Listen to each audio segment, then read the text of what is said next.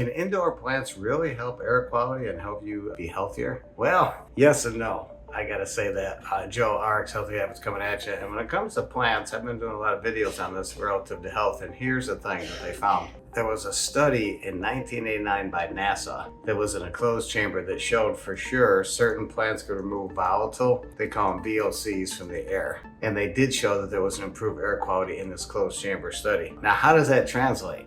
So we're gonna go through and talk about that real quick, because I think when I get to my conclusion at the end, I'll give you a takeaway on this, kind of like my definitive opinion based on everything I've read and all the studies I read. It was a good study, and it kind of sparked this whole interest in plants being good for indoor. But the real world applications came after the study in 1989. Was another study in 1992 by the EPA.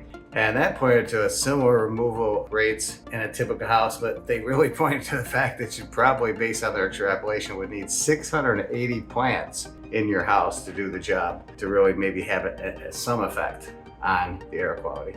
And they continue to do some more digging on this. And then a recent research showed that from Drexel University, and all these, by the way, everything I do is in my blog. I cite all my references so that nobody, can say that's just off the top of his head. No, this is all based on some references that I have all in my blog on RxHealthyHabits.com. You need to go there. It's a great place. This study by Drexel University, they examined decades of studies on plant and air quality. And they found that you would have to have between 10 to 1,000 per square meter of floor space plants. 10 to 1,000, that's kind of a crazy range, isn't it? But that shows you just how crazy that is. And what they really said, that versus having plants improves air quality, it really came down to ventilation, natural ventilation. Open the doors and windows to get some of those maybe pollutants out if you're talking about the VOCs and the things in the air. So ventilation, much more effective than having plants. Now, that being said, plants can increase humidity and potentially decrease temperature. But here's the other side of it. Sometimes the plants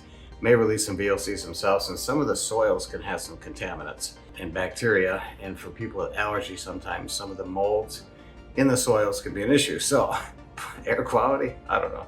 So here's a verdict real quick. Plants are great, but really not as air purifiers. They might have some very limited effect, but it really comes down to the fact that it's all about the other aspects of health with plants that I talked about in some of my previous videos. Many, many, many different health benefits relative from stress to depression, to focus and attention, to increased healing when people have plants around. So many things. But as far as purifying, not so much. So anyway, get your plants, love them, but don't look at them as being your air purification system, okay? God bless.